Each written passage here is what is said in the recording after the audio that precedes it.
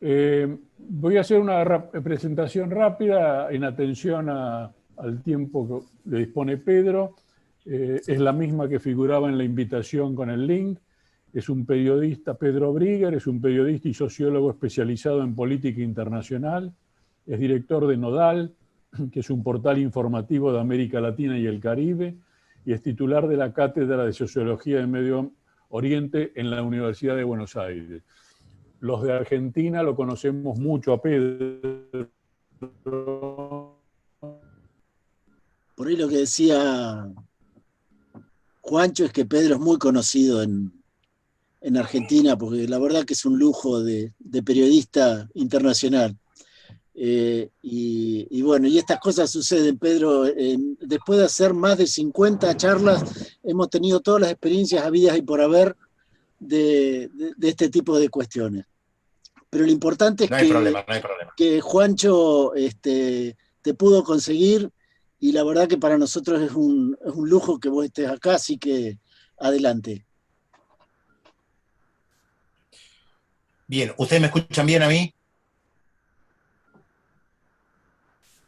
Sí, se Bueno, escucha perfecto. perfecto. Bueno, gracias por la invitación. Yo le preguntaba a Juancho por dónde ir tomando en cuenta que la mayoría de ustedes, o gran parte de ustedes, están en el ámbito de la salud y hace mucho tiempo. Por lo tanto, no hay nada que yo pueda aportar respecto al tema de la salud.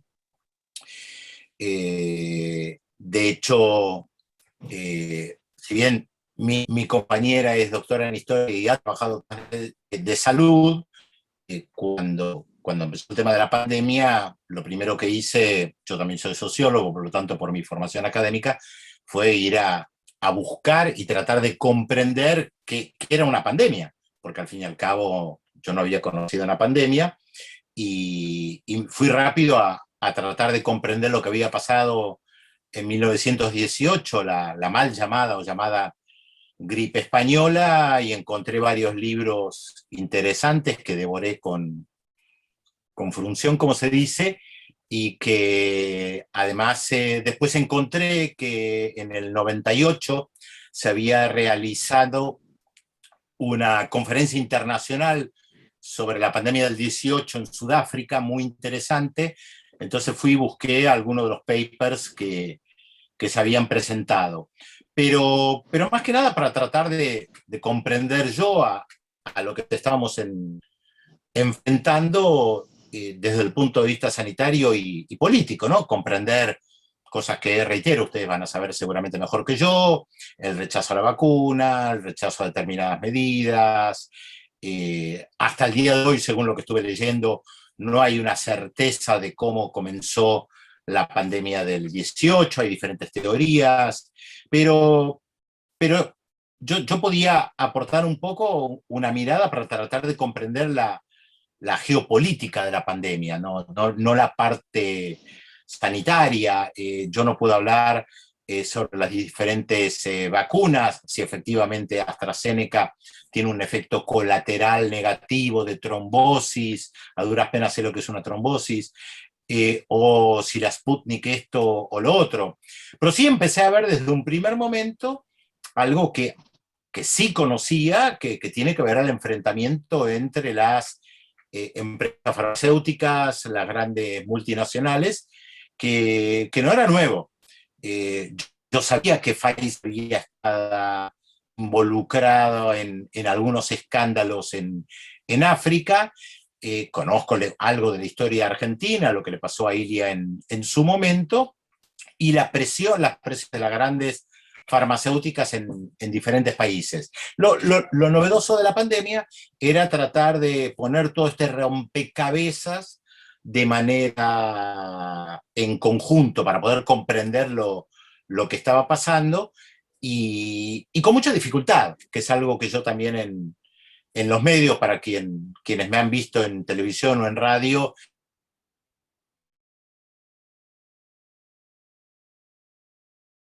que de justamente por la experiencia de haberme metido un poco más pandemia 8, más allá de los recursos tecnológicos.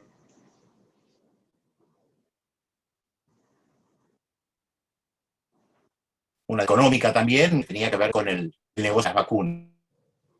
Sobre la primera parte, ¿cuánto dura? Eso no lo sabemos ahora. Sobre lo segundo está claro que era correcto plantear la disputa geopolítica existente, y lo podemos ver. No es casual que en algunos países haya optado por determinadas vacunas, no es casual que algunos países tengan la capacidad de producir, no es casual que se planteara el tema de la liberalización de las patentes, algo que quienes seguimos mínimamente este tema lo sabíamos, que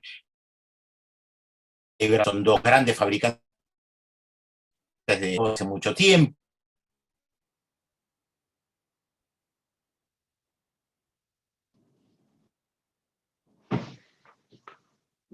Pedro, tenés un problema de audio, ¿no? Se congela tu imagen y no se te escucha.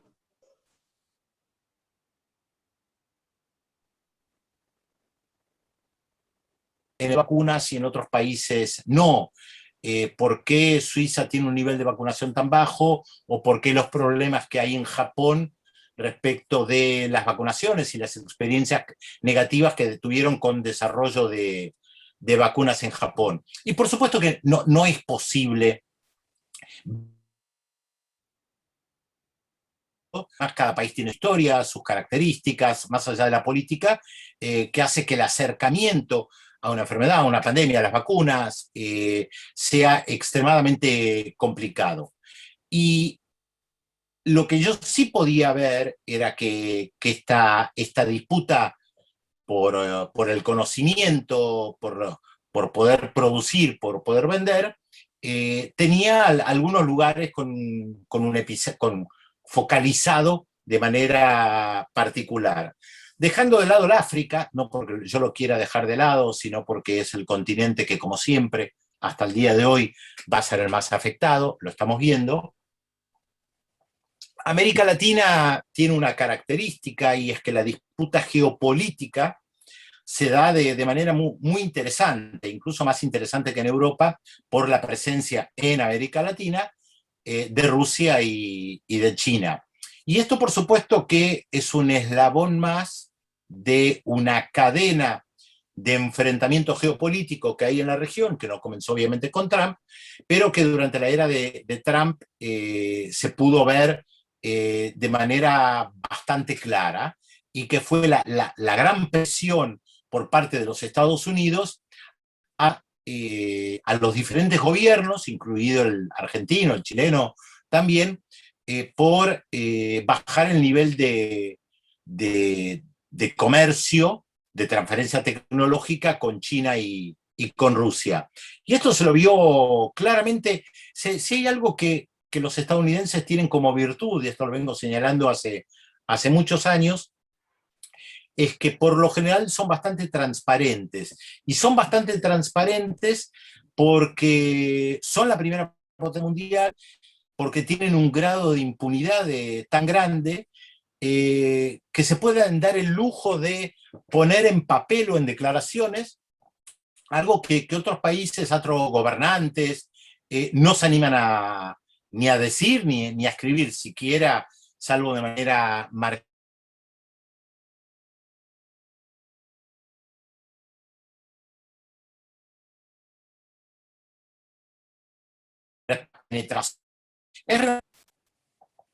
Por supuesto, agudizada con la pandemia, con la fuerte presencia rusa y China, que me parece que todavía sigue sorprendiendo a los estrategas, sean republicanos y demócratas, del Departamento de Estado. Creo que no terminan de entender lo que para varios gobiernos, países en América Latina, significa el hecho de quedar, de tener un enfrentamiento con otras potencias, lo que significa una visión de multilateralismo verdadero, Y además, lo que pasó en América Latina en los últimos 15 años, aproximadamente podemos poner como punto de partida a la Cumbre de las Américas en el 2005 en Mar del Plata, y la vocación de organismos regionales de integrarse sin la presencia tan directa de los Estados Unidos. Cuando los representantes de Trump viajaban pre-pandemia por Chile, por ejemplo, y planteaban que no tengan negociaciones por el 5G con China, con la transferencia de tecnología, claramente lo que estaban planteando, este es nuestro patio trasero, utilicen o no la frase, sigue siendo nuestro patio trasero y no vamos a permitir que Rusia y China entren en la región. Sin embargo, y esto se lo vio especialmente en este año, cuando se comenzaron a desarrollar más fuertemente las vacunas y la vacunación, que en Estados Unidos hubo muchas voces críticas a la política de Trump y a la política de Biden también, de dejar a América Latina sola, casi a merced de Rusia y de China. Y casi como diciendo, pero un momento, si es nuestra región natural, ¿por qué no intervenimos? ¿Y por qué no intervenimos? Implicaba ayudar con el tema de vacunas, lo que implica concretamente dar vacunas. Algo que Estados Unidos hasta el día de hoy no está haciendo, salvo en el caso de México, y obviamente por razones particulares, la frontera, lo que esto implica, este vínculo tan especial que hay entre México y Estados Unidos. Fíjense que esta semana México le donó 100.000 vacunas a Belice, algo que no hace Estados Unidos. Estados Unidos sigue vendiendo, poco, sigue vendiendo, plantea los aportes al mecanismo COVAX, pero lo que no está haciendo es ayudando a América Latina a enfrentar la pandemia. Claro que cuando uno lee documentos en Estados Unidos, revistas vinculadas al Departamento de Estado, dicen que están haciendo mucho, y especialmente con ayuda médica, pero está claro que frente a una pandemia no alcanza. Yo no sé cuántos ustedes conocen, pero Estados Unidos tiene todo tipo de programas médicos que lleva con sus buques, con aviones a diferentes países, llevan dentistas, llevan médicos de todo tipo. Los programas podrán ser mejor o peores, por supuesto que son paliativos, por supuesto que hay una vinculación geopolítica por parte de Estados Unidos de hacer esto, pero está claro que hoy tampoco alcanza. Que estos programas que pueden llevar adelante en Honduras, de revisar a 500 personas en un pueblito alejado, no responde a la necesidad de respuesta frente a la pandemia, que es justamente lo que está pasando ahora. Y el enfrentamiento de Estados Unidos con Rusia y China se lo ve también, por supuesto, en otras regiones. No es casual que en Europa haya pocas vacunas chinas y todavía haya un debate si permitir la entrada de la Sputnik salvo algún que otro país. Reitero, yo no soy médico, no puedo evaluar sobre la calidad de cada una de las vacunas y las sutilezas que pueda haber. También he aprendido en este último tiempo que se mira con lupa las vacunas, cuando ustedes seguramente me podrán decir mucho mejor a mí de lo que yo les puedo contar a ustedes, de cómo la gente por lo general no mira los prospectos, ni las contraindicaciones, ni una simple aspirina, porque si no, no estaríamos tomando absolutamente nada, y ahora todo el mundo es experto en vacunas, resulta que sabe determinar con rigurosidad, y hablan de Moderna, otra, cuando además de las más famosas hay muchísimos países que están desarrollando todo tipo de vacunas, que obviamente yo no estoy en capacidad de evaluar. Pero sí hay algo particular, claramente desde la geopolítica, y que nos remite a algo histórico también, de lo que implica la transferencia de tecnología y la producción local. Está claro que la transferencia tecnológica sur-sur prácticamente no existe, y que sigue siendo una dependencia hacia el norte planteado como una cuestión geopolítica, no va más allá de lo geográfico que también está, y que la transferencia tecnológica sur-sur tiene muy poco lugar. De hecho, sigue habiendo muy poco comercio entre los países de América del Sur, y estoy hablando no solamente de vacunas, sino en líneas generales, de la misma manera que esto se puede trasladar al África o tal vez en menor medida al sudeste asiático. En esta semana que realizamos este intercambio de ideas, justamente hay un encuentro del G7, hay un encuentro de Biden con Putin, y también es muy interesante ver cómo los medios más importantes de la Argentina, en este caso concreto, manifiestan este grado de superioridad moral que aparentemente tiene el mundo occidental y el presidente de los Estados Unidos en cualquier encuentro que pueda tener con Putin. No hace falta que yo explique, bueno, los debates que hay respecto de las vacunas que llegan de Estados Unidos o de Rusia. Me parece que es parte de una visión geopolítica global en un mundo que no se puede construir de manera multilateral, porque está claro que la primera potencia mundial no lo permite, por eso sigue viendo a Rusia como una amenaza, por eso existe la OTAN, y por eso ve a China como una amenaza, y tomamos como algo absolutamente naturalizado que Estados Unidos tenga buques de guerra en el mar de China, como si fuera lo más natural que Estados Unidos pudiera tener buques de guerra en cualquier lugar del planeta, y además pudiera ponerle una nota, una buena nota, una mala nota a cualquier país sobre cualquier cosa que haga dentro de la pandemia o por fuera de la pandemia. Bueno, mi idea era plantear algunos ejes como para poder intercambiar ideas, no dar una conferencia, sino poder, como dije, intercambiar ideas y que esto sea como un pequeño disparador, Juancho, así que estoy dispuesto a que conversemos o que haya preguntas puntuales en cosas que tal vez yo pueda responder de países que estuve mirando tal vez con mayor detenimiento, tratando de comprender qué estaba pasando en Japón, Nueva Zelanda, Austria o donde fuere. Pedro, ¿qué estás enterado de lo que pasa con las vacunas cubanas? ¿Cuál te parece que puede llegar a ser la reacción de distintos países o países centrales respecto a este tema? A ver, yo no puedo responder. No en cuanto a la calidad de la vacuna, claro, no en cuanto a la calidad de la vacuna.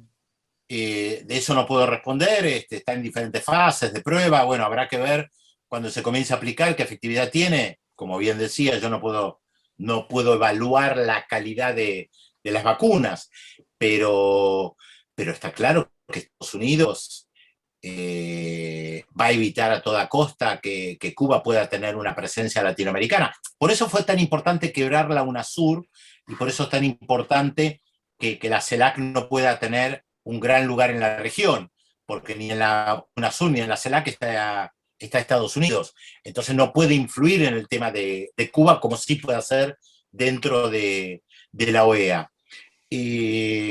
Basta escuchar los comentarios habituales de comunicadores en los grandes medios de comunicación, en la Argentina, en Colombia, en prácticamente cualquier país, el desdén con el que hablan de Cuba, que no deja de asombrarnos, porque tiene que ver con la visión ideológica de despreciar cualquier cosa que venga de Cuba o plantear en un mismo nivel Cuba, China, Rusia, son países autoritarios. Hay algunos comunicadores que ahora se enamoraron de una frase que dijo Biden de autocracia.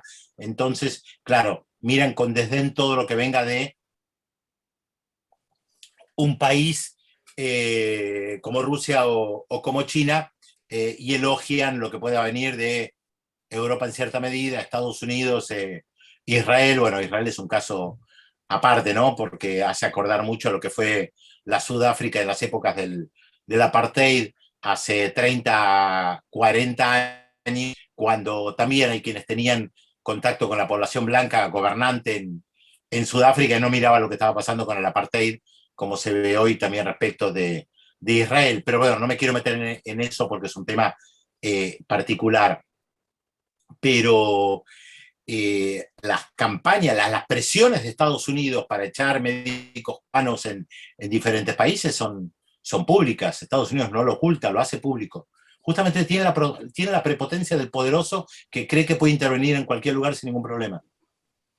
Y por general no tiene problemas, es real. Yo te voy a hacer una última pregunta, después le voy a dejar a los compañeros, por supuesto.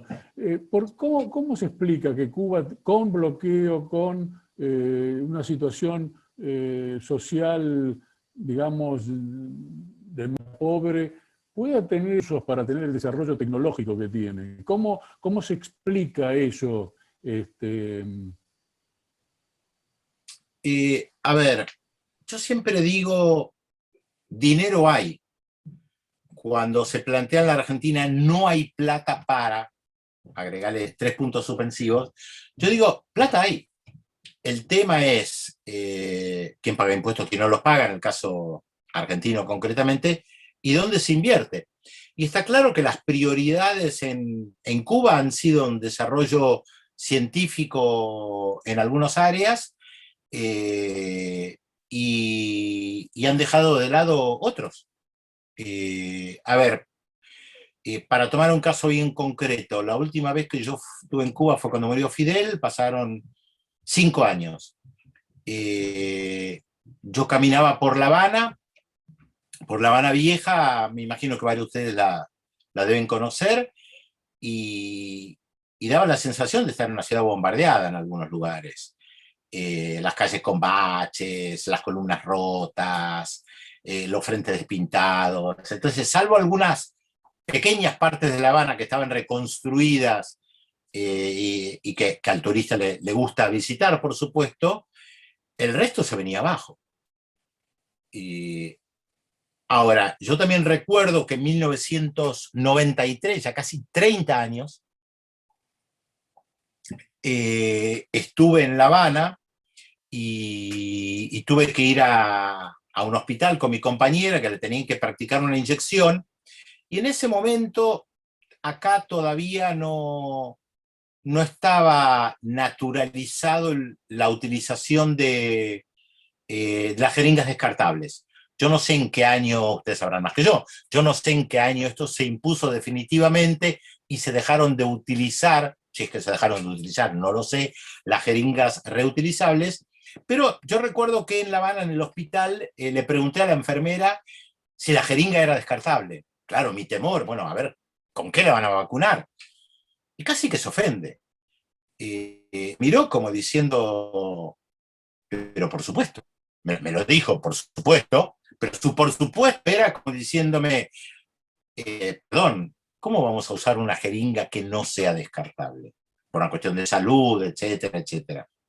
A mí me impactó mucho eso, me impactó la respuesta, porque estaba claro que ahí había una decisión política de invertir en que hubiera jeringas descartables. Mientras los edificios tal vez se venían abajo y los autobuses tenían serios problemas y muchísimos problemas que hay respecto al tema del consumo, que nos lleva a un debate filosófico. ¿Cuál es la prioridad del consumo? Si la prioridad del consumo es tener un iPhone o la prioridad del consumo es tener jeringas descartables y que la salud de la población esté en buen estado. Y me parece que esa es la respuesta, porque todo esto viene a tu pregunta, por supuesto, me parece que esa es la respuesta. La pregunta es, ¿dónde se invierte? Plata, lo poco que hay a pesar del bloqueo, deciden invertirlo en determinados lugares y en otros no. Entonces, hay lugares que se vienen abajo o vas por carreteras que no tienen iluminación. Es una de las cosas que yo he tenido la oportunidad de llegar a La Habana de noche y desde el aeropuerto hasta la ciudad prácticamente no había luces. Bueno, eso es decidir, ¿hay luces en el camino o hay salud para la población? Bueno, no hay luces en el camino. Entonces no tenés lindas autopistas, todas iluminadas. La contracara de esto lo pude ver, por ejemplo, en Ecuador, en la época de Rafael Correa. Para Rafael Correa fue muy importante el desarrollo de las carreteras, unir Ecuador, y vos hoy salís del aeropuerto de Quito y vas hacia la ciudad y hay una parte que parece Suiza.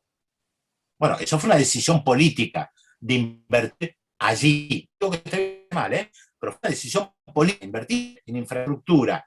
De la misma manera que en Estados Unidos es una decisión política no invertir en infraestructura. Y alguien que me escucha dirá, pero ¿cómo si en Estados Unidos hay una gran infraestructura? Yo siempre cuento la misma anécdota y que yo no termino de comprender, porque no creas, Juancho, que yo tengo las respuestas a todo, para nada.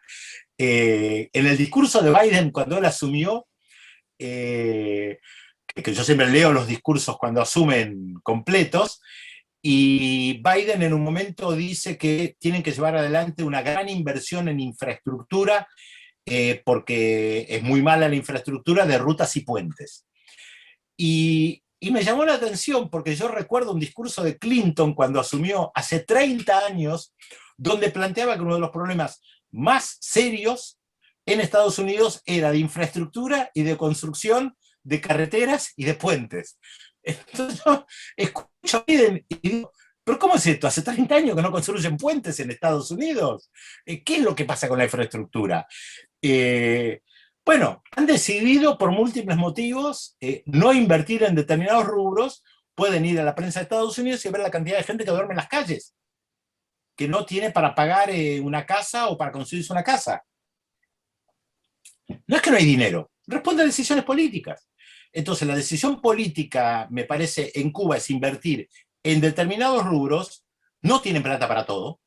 Entonces hay rubros en los que no invierte, de la misma manera que invierten en deporte, porque es parte de una cosmovisión que ellos tienen, heredada probablemente del viejo esquema de la Unión Soviética, del socialismo mejor talento deportivo. Entonces tienen un gran desarrollo deportivo e invierten mucho en deporte. Sí, es real, Cuba invierte mucho en deporte, están muy orgullosos del básquet, del béisbol y en cualquier competencia panamericana.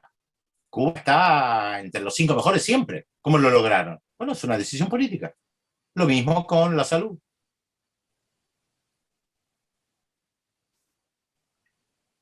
Y se congeló Juancho otra vez. Está claro, Pedro, te agradezco la respuesta. Digo que Carlos Nava te quiere hacer una pregunta, yo te agradezco la respuesta. Hace Dale. mucho frío y por eso. No, están dando mal Carlos internet. Nava. Me están diciendo en varios lugares que hay problemas con internet hoy. No, Pedro, yo, a ver, Bueno, Carlos Nava, la pregunta, bueno, la escribí en el chat, pero es la geopolítica de las vacunas. ¿La fijan los estados o cuánto fijan la propia empresa que las produce y las comercializa? Porque parecería como que hay incluso una puja en ese aspecto. Es una excelente pregunta. Lo mismo se da en el petróleo. ¿Hasta qué punto las empresas terminan poniendo el precio son los estados? Vos fijate que Trump llegó a un acuerdo creo que fue con Johnson & Johnson, de poner mucha plata el año pasado, que fue muy, muy cuestionado, porque había decidido poner mucha plata antes de que comenzaran a producir las vacunas. Entonces se lo criticaba, ¿cómo es que pone plata antes de que produzcan, de que comiencen a fabricar las vacunas? Y bueno, la puso igual. Ahora Johnson & Johnson no está cumpliendo, o se les vencen vacunas. No lo sé, no tengo la respuesta, la verdad, respecto de esto. Creo que habría que analizar cada empresa en particular, cómo intervienen los estados en la puja internacional de hacer avanzar sus empresas. A ver, cuando viene Pedro Sánchez a la Argentina, como sucedió la semana pasada, con empresas privadas, está claro que el Estado español interviene para hacer lobby por esas empresas, está claro. Bueno, esto pasa con todo viaje de un mandatario o una mandataria. Cuando Alberto Fernández viaja con empresarios a otro país, está acompañando con el Estado a la empresa privada para que haga negocios, aunque Alberto Fernández no reciba un peso y aunque el Estado ni siquiera se beneficie de eso. Entonces, permanentemente se da ese entrelazamiento entre la empresa privada y los estados. Te doy un ejemplo. Hoy en Estados Unidos se están debatiendo, ya que hablamos de industria farmacéutica, la reducción de precios de determinados medicamentos. 2 empresas suizas, Roche y Novartis creo que es la otra, están haciendo un lobby fenomenal para que no se reduzca el precio de la venta de medicamentos. Uno de los medicamentos parece que más genera controversia es el tema de la insulina. Otra vez, yo no soy médico y puede que diga cosas incorrectas, ustedes las sabrán mejor que yo. Yo puedo ver lo que se está planteando en los medios respecto de este debate. parece que en Estados Unidos hay un consumo de insulina muy grande por la diabetes. Y parece que no sé si Roche o Novartis son de los productores más importantes de medicamentos que tienen que ver con la insulina. Otra vez, yo no me sé explicar en este rubro. Y están haciendo un lobby fenomenal. La pregunta es, ¿el Estado suizo interviene o no interviene? No lo sé. Puede que sí, puede que no. Me cuesta determinar. Por eso hay que analizar cada caso en particular. Habría que ver a quién le pertenece Roche, si hay algo del Estado o no, cómo los funcionarios del Estado pasan por la empresa privada y vuelven al Estado. Hay que ver cada caso en particular. Yo me imagino, por muchos casos y experiencias, es que debe haber mucho vínculo. Pfizer no se impone solamente por Pfizer. Pfizer tiene detrás a un Estado que le hace mucha difusión y propaganda, ni que hablar de medios de comunicación. Eso implica poner plata en los medios de comunicación, no necesariamente, o no de manera directa, pero que algunas empresas fabrican vacunas, están identificadas con un Estado, no es menos cierto. Hoy, que tampoco es tan sencillo. Hoy estaba mirando en el Reino Unido unos datos sobre las vacunas que utiliza el Reino Unido, que son Pfizer-BioNTech, Moderna, AstraZeneca y Janssen, o sea, Johnson y Johnson. Estaba viendo que creo que las de Johnson y Johnson, puedo estar confundido, son 4, no son tantas, estaba siendo producido una parte en España y otra parte creo que en Bélgica. Bueno, ¿cuánto el Estado español interviene para que eso se haga ahí? Exenciones impositivas, propaganda política, ¿cuánto le sirve a España de que una parte de la vacuna se produzca en su país? Bueno, se puede ver con la Argentina. Está claro que el gobierno argentino quiere sacar rédito político del hecho de fabricar vacunas acá con laboratorios privados. Ahora, desde el gobierno dicen, no, solo en laboratorios privados. A ver, no seamos ingenuos. Está claro que si la Argentina produce medicamentos en la Argentina, de mayor o menor complejidad, es un rédito político para el gobierno. Y es parte de la política, lo hace cualquier gobierno. Entonces, esta geopolítica va de la mano. Sí, va de la mano. Es López Obrador el que lleva 100.000 vacunas a Belice. No es México.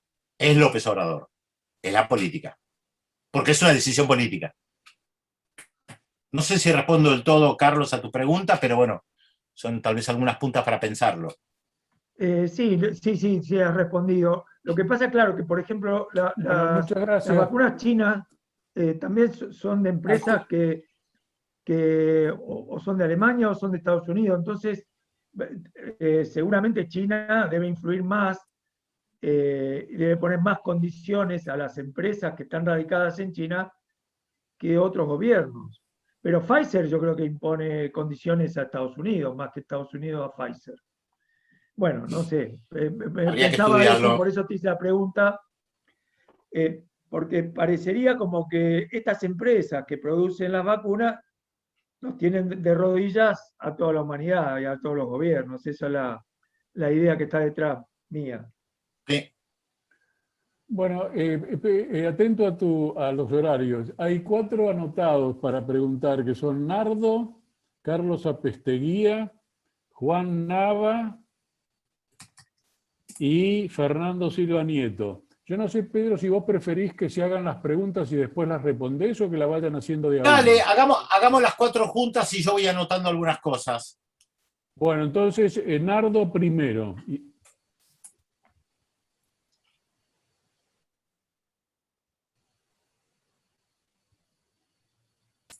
Estás muteado.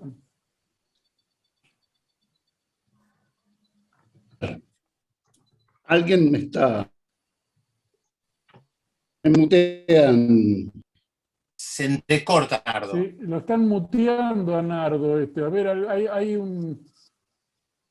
Ahí está. Dale, Nardo. ¿Se escucha ahora? Bueno, no, Sí, sí. no, la historia es que parece haber un, un avance fenomenal del fascismo en todo, bueno, por lo menos en parte del mundo, ¿no? En Brasil, lo denunciaba Caetano Veloso, parece también en Europa y Estados Unidos parece tener un incremento brutal del racismo. Entonces, la pregunta mía, Pedro, es ¿qué lecturas es de esto y cómo salimos? Bueno, Anoto. ahora que haga la pregunta perdón, Juan Nava y después Carlos Apesteguía. Hola, ¿dónde estás? Pedro, mira, un comentario, me gustaría saber si puedes hacer un comentario sobre este tema, que es que en el contexto de que no hay vacunas para todos, como un mecanismo de defensa y de solidaridad se organizó el dispositivo COVAX, como bien sabrás, que se fundamenta sobre todo con fondos de países voluntarios y de fondos filantrópicos, de la OMS, de gobiernos, de Bill y Melinda Gates y demás. Esto se ha dado en llamar filantrocapitalismo. Y tiene, digamos, sus lados positivos y sus lados oscuros, en el sentido de que es voluntaria la aportación y que no se ve como, digamos, las vacunas como un derecho y como algo que se pueda aportar para todos los países. Y esto es como, bueno, poner un poco de paños calientes. Me gustaría que opines sobre esto. Bueno, gracias Juan. Carlos Apesteguía. Hola Pedro, muchas gracias por tus comentarios. Está más o menos claro de que tanto China como Rusia tienen interés desde el punto de vista geopolítico en hacer pie en América Latina. ¿Cuáles son las modalidades de una y otra de estas dos potencias en cuanto a su modo de manejo que podrían traducirse en esta área de influencia? Bueno, gracias Carlos. Yo voy a leer una pregunta que puso Fernando Silva Nieto para hacerlo más expeditivo. Dice, la presencia de China en países menos desarrollados, sobre todo en África, es a cambio de quedarse con los recursos de esos países. Ese es el comentario que hace. Bien, empiezo por lo último porque está vinculada a la anterior, la de Rusia y China. ¿Cómo trabaja China en África?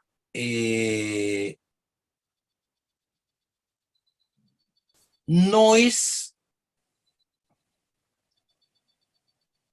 el clásico esquema del imperialismo que nosotros conocemos con esa famosa frase de la fase superior del capitalismo, fines del siglo XIX, principio del siglo XX, ni tiene la característica de la penetración colonial que tuvo en su momento la expansión europea hacia África y América Latina.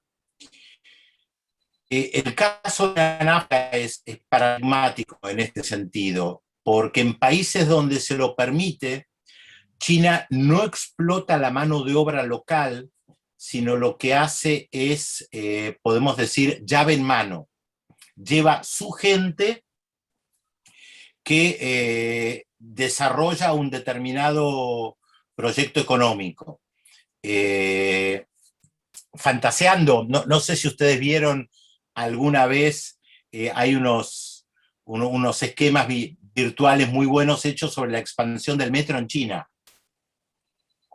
que muestran que hace 30 años tenía, no sé, a duras penas una línea de metro, no me acuerdo de memoria, ¿no? Pero tenían apenas una línea de metro en Pekín y nada más, y hoy tienen, no sé, 40 líneas de metro en Pekín, 30 líneas de metro en Shanghái, decenas de líneas de metro por todos lados. Entonces ve cómo eso se va expandiendo. Y uno podría fantasear y decir, traigan 1 millón de chinos, por favor, que trabajen acá, a la Argentina y desarrollen en 2 meses las líneas de metro de Buenos Aires, Córdoba, Santa Fe, o lo que fuere, si ese fuere el desarrollo pensado, un tema cuestionado también de los metros, ¿no? Pero sin meterme en eso. China utiliza mucho este esquema en África. Lleva gente, no tiene contacto con la población local y te construyen lo que sea. Y te llevan adelante el desarrollo de lo que sea. ¿Que le interesan los recursos naturales, determinados recursos naturales? Sí, está claro. Parece increíble, pero China, que tiene un territorio tan grande, carece de muchísimos recursos naturales y los tiene que buscar en otros lados. Los busca en América Latina, los busca en África. La diferencia de China y de Rusia, sin ser yo un gran conocedor de la filosofía china, pero sí hay que pensar que hay un pensamiento a muy largo plazo. La construcción de una hegemonía mundial no se hace de la noche a la mañana. China fue una potencia hegemónica 2000 años atrás. El mundo era otro, por supuesto, y nosotros a veces no lo estudiamos y no tenemos noción de lo que significaba China 2000 años atrás, y tienen tiempo y una visión estratégica a muy largo plazo que tiene que ver con una visión tal vez confuciana de la vida, de la historia. Yo siempre cuento una anécdota que en su momento contó y escribió Santiago Carrillo, quien fuera secretario general del Partido Comunista de España, en un diálogo con Mao Zedong, donde Carrillo le pregunta al sabio chino cuándo va a llegar el socialismo, todo desesperado con su visión occidental del mundo, que queremos que el socialismo llegue ya, y la respuesta lacónica de Mao Zedong fue ¿cuánto tiempo más puede gobernar la burguesía? 10.000 años más, no mucho más que eso. Claro, Santiago Carrillo la cuenta como diciendo, este tipo está loco, yo no quiero esperar 10.000 años más. O la famosa frase atribuida, creo que a Zhou Enlai, cuando le preguntaron una vez qué balance hacía de la Revolución Francesa, y la respuesta fue, es demasiado pronto como para evaluarlo. Más allá de las anécdotas risueñas, lo que esto muestra es una visión a muy largo plazo. Yo creo que hay en la clase dirigente china una ambición de hegemonía mundial, pero a muy largo plazo, que no sé exactamente cómo se traduciría, porque China todavía tiene algunos problemas importantes. Yo recuerdo hace cosa de, no sé, 30 años, probablemente un poco más, seguramente algunos de ustedes escucharon hablar, conocieron al marxista belga Ernest Mandel. Él escribió, cuando ya se empezaba a ver las transformaciones con Deng Xiaoping en un determinado momento, escribió que uno de los problemas que China tenía 3 problemas centrales para su desarrollo. Uno, que todavía copiaba. Esto es, copian, al estilo de lo que se hacía en Japón en una época o en Taiwán. Toman un auto, lo copian, pero no producen un auto propio. Y que para ser una potencia hegemónica industrial en términos capitalistas o no capitalistas, lo que se necesitaba, planteaba Mandel, era tener un desarrollo tecnológico propio, original. Bueno, China hoy está en esa etapa, en algunos rubros. Se vio durante la pandemia. En algunos hospitales de los Estados Unidos, esto lo leí en la prensa estadounidense, se encontraron con un problema muy serio, que había determinados aparatos que no es que alguna empresa estadounidense los fabricaba en China y China no se los vendía, como pasó con las máscaras en un determinado momento, sino que había determinados aparatos que usaban en hospitales en Estados Unidos que eran chinos y que no tenían la tecnología en Estados Unidos para reproducirlo. O sea, comenzaban a ser dependientes de la tecnología china. Eso marca algo importante. Hay que ver cómo evoluciona, pero marca algo importante. El segundo punto que planteaba en su momento Mandel, respecto de China, 30, 35, 40 años atrás, era el tema de la hegemonía militar. y está claro a todas luces que China corre muy por detrás de los Estados Unidos hoy y que no es la hegemonía militar posible, por lo menos no hoy, no la tiene. Y en tercer lugar, algo no menos importante que planteaba Mandel en su momento, era respecto de la cuestión cultural. Para ser una potencia hegemónica mundial hay que tener también una hegemonía cultural, hay que tener hegemonía económica, tecnológica, militar y cultural. China no lo tenía en su momento, tampoco lo tiene hoy. Si bien hay institutos confucios en todo el planeta, y que cada vez más gente está aprendiendo chino, para nuestros parámetros occidentales el chino es un idioma difícil. Mi madre tenía una frase muy atinada que yo siempre le repito: todo lo que se sabe fácil, todo lo que no se sabe es difícil. O sea, se puede aprender el chino, sí, se puede aprender. No es imposible, hay mucha gente que lo aprende. Yo estuve un tiempo estudiando chino por falta de tiempo, lo tuve que dejar, se puede aprender. Pero no es lo mismo. Hoy el idioma hegemónico en el mundo es el inglés. ¿Significa que lo va a hacer para siempre? No, ahí es donde los chinos tienen tiempo. Y miran a muy largo plazo. El problema que tiene Estados Unidos por su propio desarrollo y su visión eurocéntrica como concepto del mundo, es que tiene apenas 200 años de vida y cree que va a ser un imperio para siempre. Por eso, cuando se ven los diálogos que pueda tener cualquier presidente de los Estados Unidos o funcionario de los Estados Unidos con alguien de Rusia, de China, de Japón, de Vietnam, de Turquía, de Irán. Una de las cosas que los norteamericanos no entienden, porque tienen una visión del mundo muy estrecha en algunos puntos, es que tienen diálogo, bueno, malo, como fuere, tienen diálogo con civilizaciones que tienen una historia milenaria y que si bien hoy Estados Unidos se cree superior a ellos se creen superiores a Estados Unidos. O sea, cuando alguien va a Irán a hablar con un iraní, tiene que entender que cualquier iraní tiene Persépolis detrás y que Persépolis tiene 2500 años. Y que cuando va a Hanoi tiene detrás una ciudad que tiene 1000 años. Y que cuando va a Japón o cuando va a China tiene civilizaciones milenarias que no se achican frente a Estados Unidos ni se consideran inferiores, más bien todo lo contrario. Se consideran superiores a los Estados Unidos en visión del mundo, en cosmovisión. Hubo un texto muy famoso hace 30 años, un poquito menos de 30 años, que seguramente alguno de ustedes habrá leído, de Samuel Huntington, de Choque de Civilizaciones. Un trabajo, primero un artículo, después un libro, muy superficial, que en el mundo occidental se le dio mucha manija. La verdad es un trabajo que si a mí me lo hubieran presentado en alguna clase de sociología, lo reprobaba de lo superficial y burdo que era respecto de las otras civilizaciones. Meter Latinoamérica como una gran civilización, África como una gran civilización, la verdad era una burrada. En ese momento se escribió un libro que organizó el Ministerio de Relaciones Exteriores de Francia para contestar a Huntington. Yo tuve la suerte que me convocaron a escribir, había dos personas de América Latina, una era yo, y había gente de todo el mundo. Y la verdad, los textos que había de Japón o de otros lugares, era casi de burla a lo que planteaba Huntington.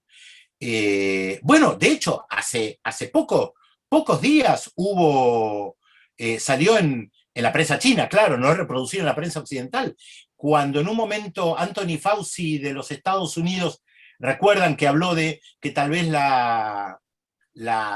el coronavirus había nacido en un laboratorio, que así lo deslizó, tal vez. Recuerdo que en un diario chino le respondieron, y uno de los artículos me llamó mucho la atención casi la prepotencia de la respuesta, donde le dicen a Fauci, pero no lo digo con palabras textuales, pero muy similar, pero Fauci no le llega ni a los talones a alguno de los principales científicos que tenemos nosotros. Y yo me quedé leyendo ese artículo, lo pueden encontrar en un diario que se llama Global Times, que sale en China en inglés. Y digo, ¡a la mierda! Pero estos tipos realmente se creen superiores a Fauci. Claro, para nosotros Fauci en el mundo occidental, Anthony Fauci, la máxima autoridad del CDC en los Estados Unidos, lo más importante que hay en el planeta. Y en China le contestan que no le llegan ni a los talones. Bueno, eso es una forma de pensar en China. Yo no digo ni que esté bien ni que esté mal, no puedo evaluar cuánto sabe Fauci y cuánto sabe el mayor de los científicos de China. No lo puedo evaluar. Lo que yo estoy analizando es otra cosa, es esta visión del mundo que tienen, pensando a muy largo plazo, y donde lo que están diciendo es, con nosotros no se jode, ¿eh? Miren que nosotros no somos un paisito de Morondanga, somos China. Somos China con toda una cultura y una civilización milenaria que ustedes ni conocen, ni les interesa conocer, salvo algunos sinólogos en alguna universidad. Ustedes son una manga de ignorantes, dice. De la misma manera que si uno va a Irán, siente eso, si va a Turquía, lo siente.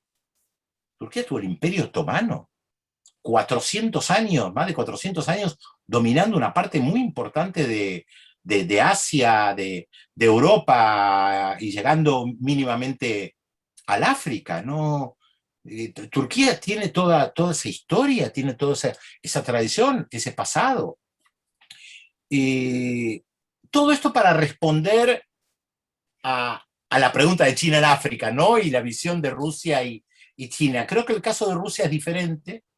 Creo que sí hay algo importante en Rusia respecto a la cuestión geopolítica, principalmente su área de influencia, pero entienden también que en este juego del TEG, cuanto más piezas puedan ocupar, más debilitan a los Estados Unidos. Y estamos en un gran juego del TEG.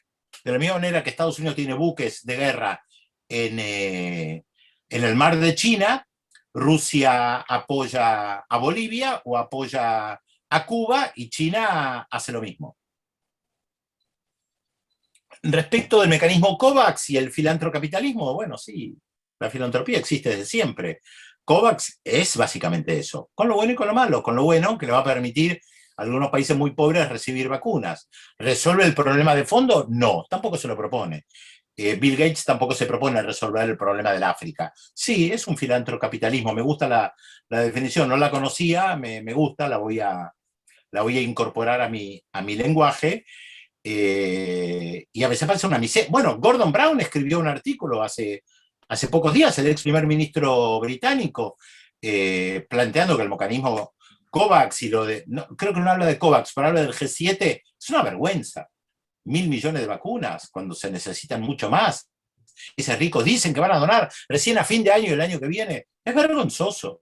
Y lo dice Gordon Brown.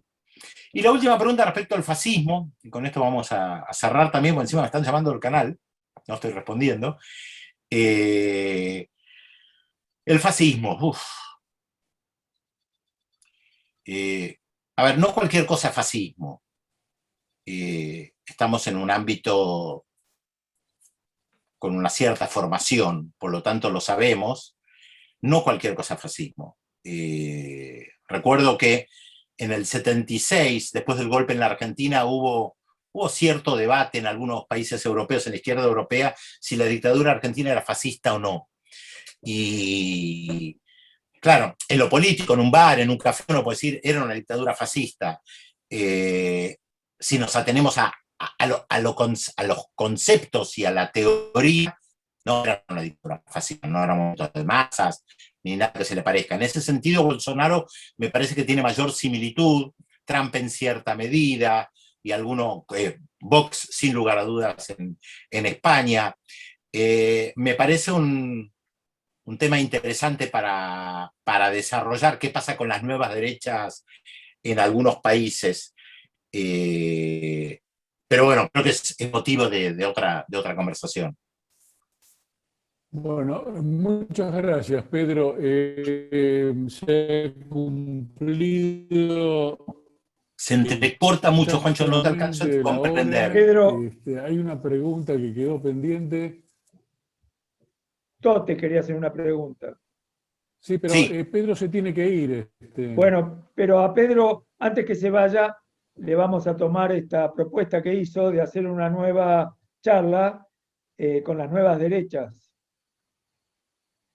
Hay gente más calificada que yo que está trabajando el tema de las nuevas derechas, Bueno, y además no es lo mismo la nueva derecha en América Latina que en Europa, pero sí es un tema para desarrollar, sí, para comprender cómo trabajan, no son tan homogéneas como a veces parece, sí.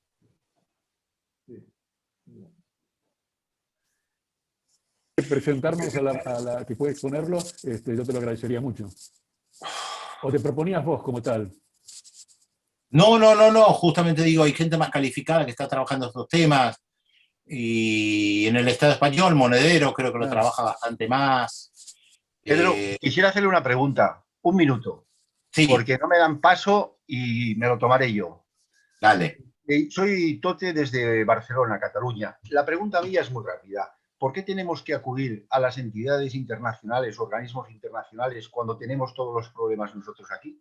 Para que se nos escuchen. El último, el de un consejero de Economía, Mascullel, que está respondiendo toda la comunidad intelectual en Estados Unidos. Y porque no vivís en una burbuja, Tote, y no podés estar aislado del mundo.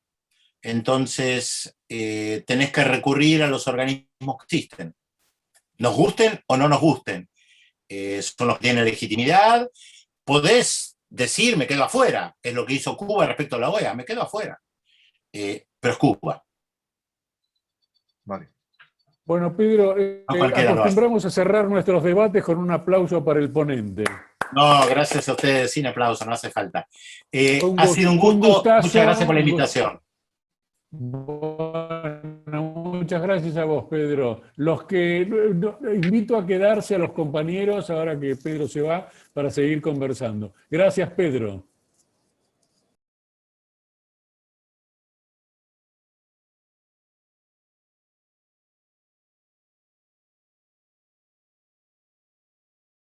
No sé, yo creo que la charla fue rápida, trató muchos temas, no estábamos muy en el tema que desarrolló él y ahora no está, pero cualquiera que quiera hacer un comentario, un aporte, es un tema muy, muy político, muy de opinar, nosotros estamos más acostumbrados a temas un poco más científicos, pero el que quiera decir algo, por supuesto.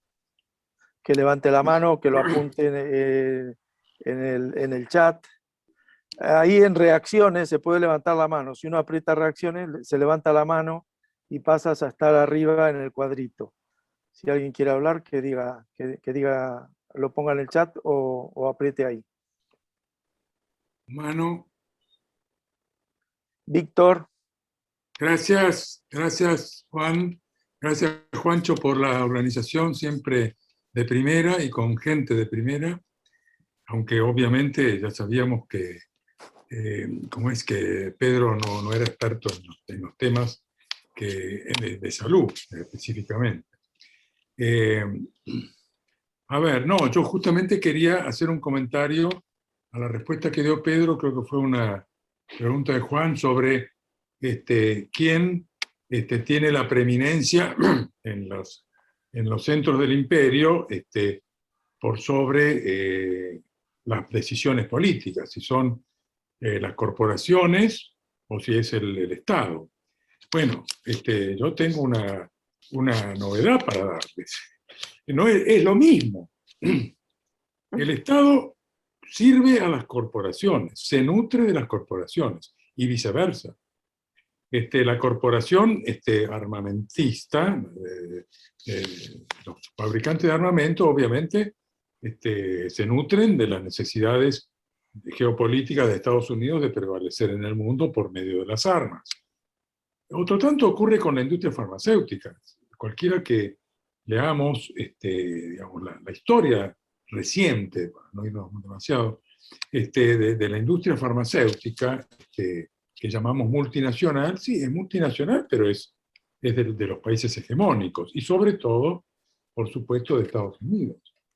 No es casual que Trump haya entregado miles de millones de dólares a estos emprendedores de compañías muy establecidas y que tienen, como comentó Pedro, historias tenebrosas desde el punto de vista ético en las investigaciones y los ensayos clínicos en el resto del mundo. Entonces, creo que no es operativo intelectualmente ver quién sirve a quién, porque es lo mismo. Se financian las campañas electorales a ambos partidos. Digamos, los dueños del poder económico no tienen empacho en decir me convienen los republicanos o me convienen los demócratas. A ellos les conviene que siga el sistema, y para que siga este sistema tienen que nutrirlo económicamente a ambos partidos, porque, ojo, no nos engañemos. Ahora están los demócratas, mañana volverán a estar los republicanos o no, o lo que fuere, pero el sistema perdura. Y es un sistema perverso en principio, por supuesto para el mundo, pero también para la población de Estados Unidos. Lo que comentó muy al pasar Pedro, se pueden ver en todas las estadísticas. Los niveles de pobreza, los niveles de desempleo, los niveles de racismo. Yo creo que, por cierto, la pregunta que le hicieron a Pedro me pareció que quería decir, que le preguntaban sobre el racismo, no sobre el fascismo, pero por ahí mis oídos no funcionaron bien. Pero el racismo es tremendo y forma parte de la estructura del sistema. Esto que ellos mismos llaman el racismo estructural. No se podría haber construido Estados Unidos sin el racismo, sin, por supuesto, derivado del mercado de esclavos originario, pero después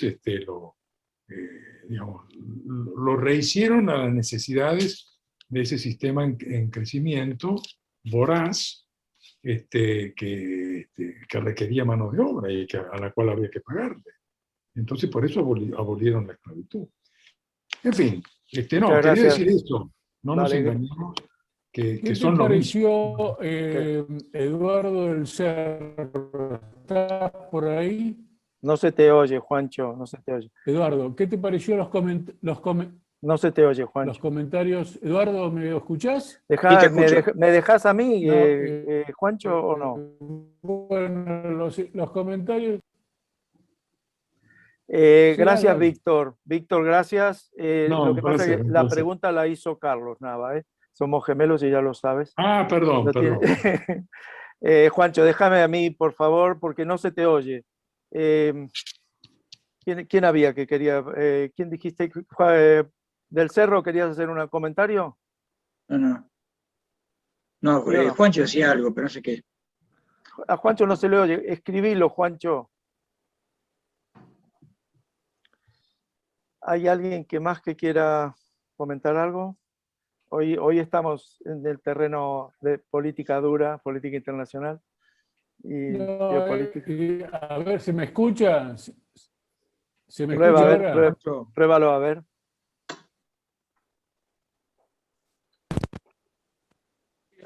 Decía a Eduardo si tenía algo para comentar. No se te escucha, Juancho.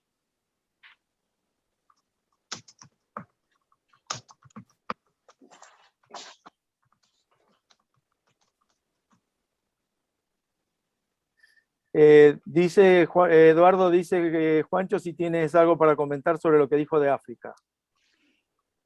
Me llamó la atención casi al comenzar, que dijo textualmente, África va a ser el continente más afectado.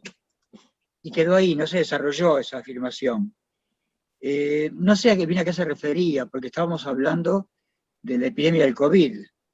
Yo me acuerdo que hace unos meses, 5 meses, digamos, leí un artículo, la situación potencial de Somalia. Somalia, en nuestro imaginario, en nuestra realidad, es uno de los países más azotados, clásicamente por el subdesarrollo, por el hambre y la violencia.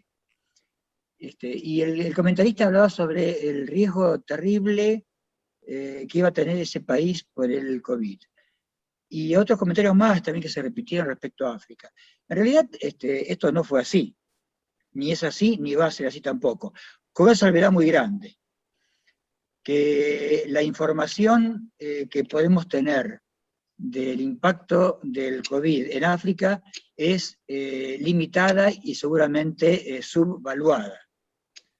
No obstante, hay muchas cosas que explican también que el impacto no va a ser tan grande. Por ejemplo, la población joven, mucho más joven que la europea o la asiática, la dispersión de la población. Hay países como Zimbabue, por ejemplo, con 80% de la población rural, que ya es casi una medida de restricción social espontánea e involuntaria. Pero a mí me parece que, no sé si esto quiso decirlo Pedro, habría que preguntarle a él, ¿no? Que quizás se refería, o si no lo decimos nosotros, a que los países más pobres del mundo son los que en definitiva siempre reciben los peores castigos y sufrimientos por cualquier cosa que pase en cualquier lugar del mundo suficientemente amplia. Desde la caída de los precios de las materias primas que ellos elaboran y exportan, por ejemplo, hasta la caída de un precio de alguna de las riquezas subterráneas que tienen, por ejemplo, o la intromisión en algún momento de alguno de ellos de un país europeo o de otro continente por razones geopolíticas. Esto es la realidad, ¿no? Y ellos sufren, y además tienen las cosas de siempre, tremendamente más graves para ellos que el COVID, sin ninguna duda, aunque aceptemos que hay subregistro en el COVID. No creo, nadie creería, me parece, que el VIH, la tuberculosis, la malaria, la oncocercosis, la esquistosomiasis, que ninguna de ellas tenga menos importancia que el COVID para los africanos hoy, y creo que en el futuro tampoco. Bueno, vamos a hablar otro día de esto, ¿no? Sí, sí. Gracias, Eduardo, por adelantar un poco tu charla. Atilio, ¿habías escrito una pregunta ahí o un comentario? Si lo quieres hacer en voz alta.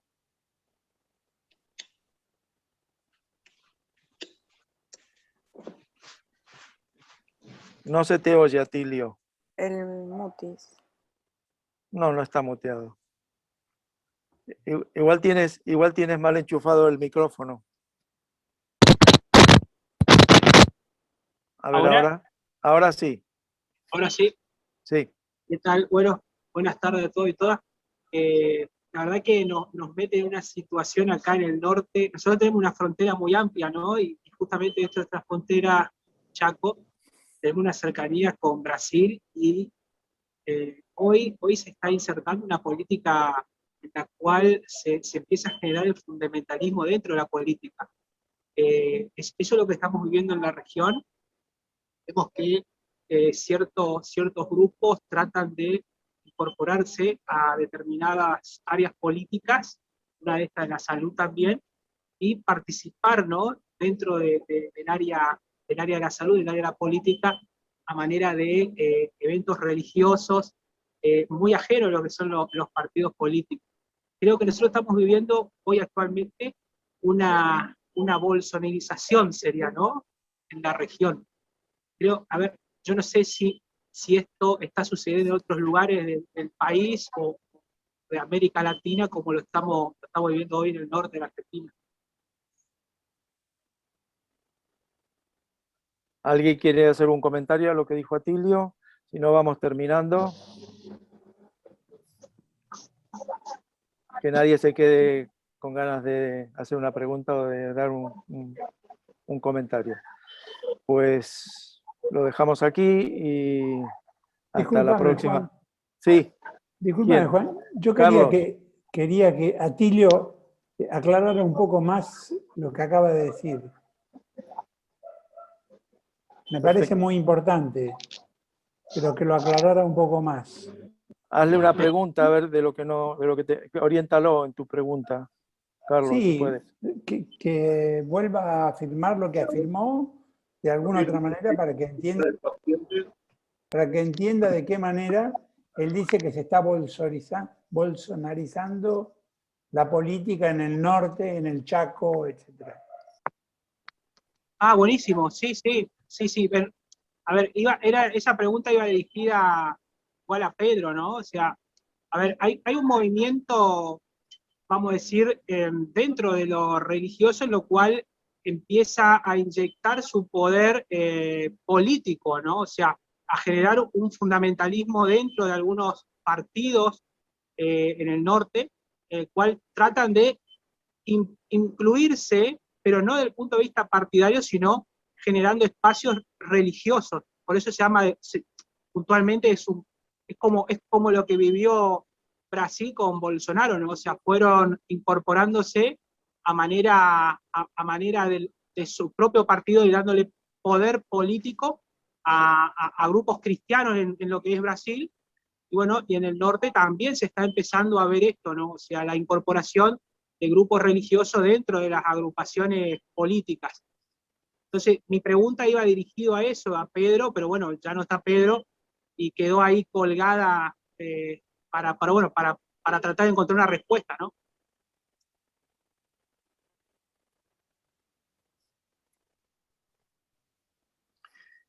Vale, no sé, Carlos Bevi, ¿quieres hacerle algún comentario? No, simplemente quería que me lo aclarara, pero esto también se está dando en otros lugares del país, no solamente en el norte, y lo vemos aquí en el Gran Buenos Aires, etcétera, que hay mucha influencia de comunidades evangelistas que tienen una tendencia, a mí me parece que no, que tiene una tendencia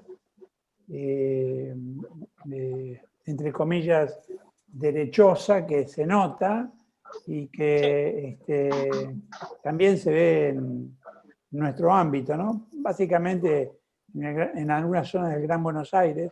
Yo creo que eso fue en incremento en los últimos años, pero quería ver cuál era la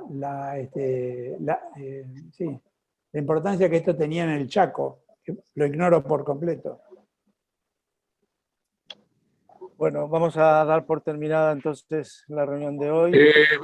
Una pregunta, ¿me escuchan? Sí. Sí, Juancho. Le quería pedir disculpas a Tote, que sé que hizo una pregunta, pero que Pedro se tenía que ir, por eso no la hice, Tote. No pasa nada. Igual la pudiste hacer. Sí, bueno, gracias. Y lo otro es que, perdón, Juan, comunicalo del martes próximo, por favor. Pero si me dejas, lo hago, Juancho. Bueno, lo que pasa es que como no se me escucha bien... Vale. No, bueno, el martes que viene pasaremos el programa de las próximas reuniones. En principio, el martes que viene no estaremos convocados a una reunión componente y esto pasará para dentro de 15 días. ¿Vale? Y ya se pasará el programa. Muy bien. El resto del calendario está muy competido, digamos, muy demandado. Así que tenemos para 2 meses por delante. Yo quiero saludar en el día de hoy a todos los colegas bioquímicos que por ahí pueda llegar a ver. Y bueno, y a Jordi, un colega músico con el cual vamos a ver si compartimos alguna cosa entre, no sé, Cataluña y Argentina. Así que bueno, gracias. Muy bien. Vale. Buenas noches a todos. Bueno, buenas noches. Adiós. Adiós. Feliz día, Claudio. Gracias. Chao, chao.